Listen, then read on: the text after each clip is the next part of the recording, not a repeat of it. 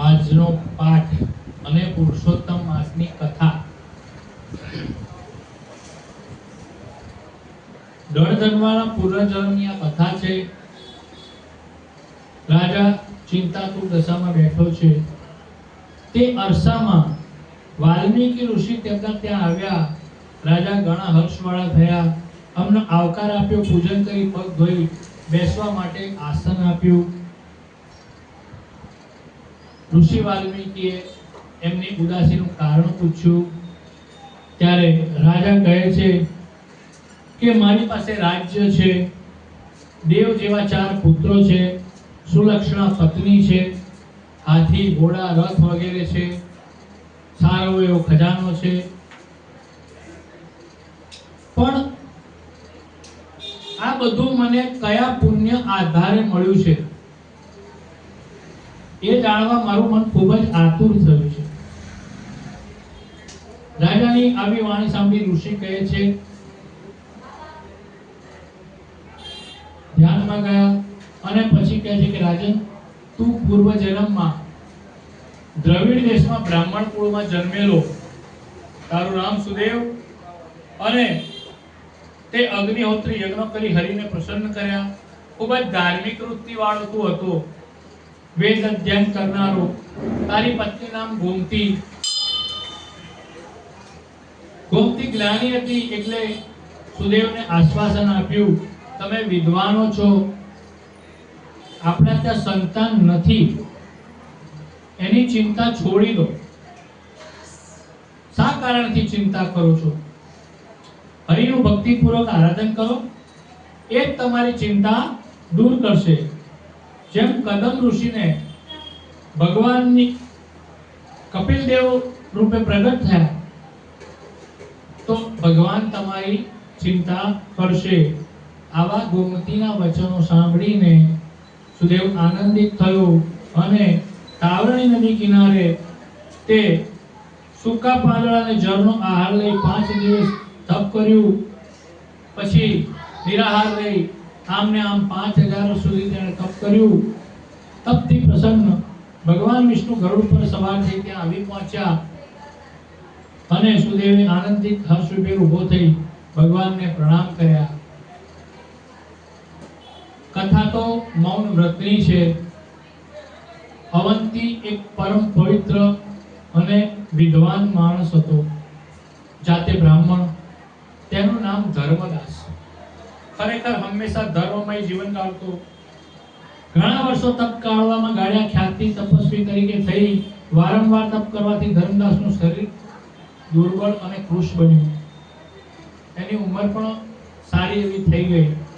એવામાં પુરુષોત્તમ માસ આવ્યો।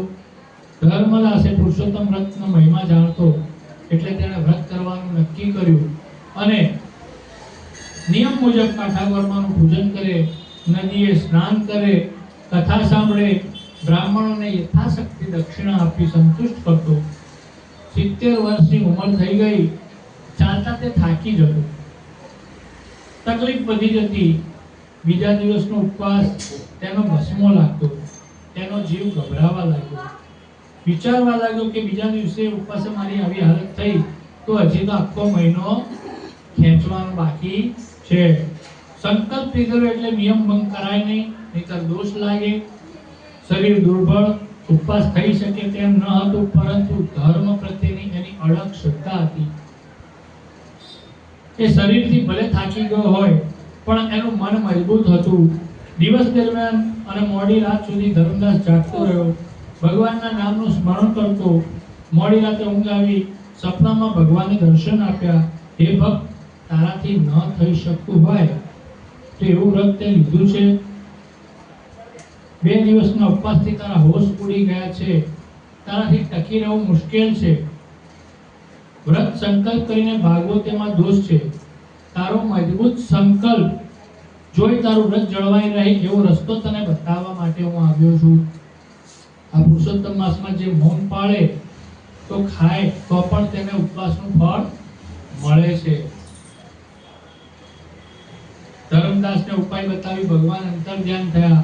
સપનું પૂરું થતાં ધર્મદાસ જાગી ગયો અને તે જ પળે તેને મૌન વ્રત ધારણ કરી લીધું। ત્રીજે દિવસે મહા પરાણે લાકડીના ટેકે નદી સ્નાન કર્યા પછી ઘેર આવ્યો, ભોજન લીધા પછી શરીરમાં કંઈક શક્તિનો સંચાર થયો અને ભગવાન પુરુષોત્તમનું આખો દિવસ નામ સ્મરણ એને ચાલુ રાખ્યું.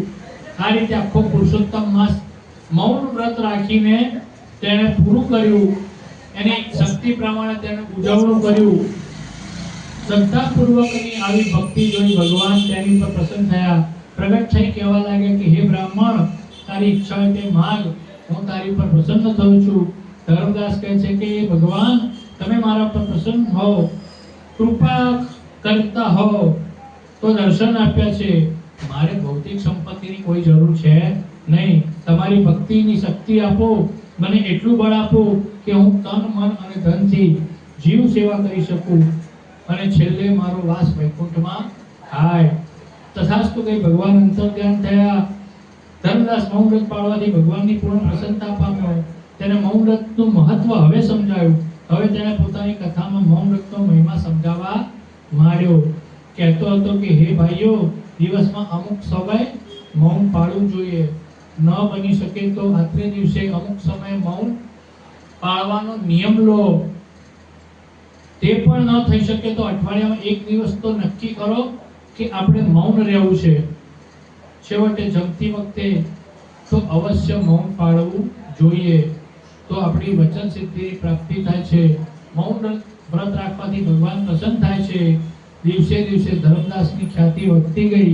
70 વર્ષની ઉંમરે પણ ધર્મના ઝરણા વહેતા મૂકી દીધા. ઠેર ઠેર સદાવ્રતો ખોલ્યા, ગૌશાળા અને ધર્મશાળા બંધાવી, અન્ન અને વસ્ત્રના ખૂબ જ દાન કર્યા અને રાત દિવસ ધર્મ કાર્યમાંથી ડૂબેલો રહેવા લાગ્યો. આ મૌન વ્રતના પ્રતાપે ધર્મદાસ પુરુષોત્તમ ભગવાનની અડગ શ્રદ્ધાથી અને ભક્તિથી વૈકુંઠને પામ્યો. ન બોલવામાં 9 ગુણો બોલીએ બગડી જાય. મૌનનો મહિમા ગણો, પ્રભુ પ્રસન્ન થાય. બોલો શ્રી પુરુષોત્તમ ભગવાન કી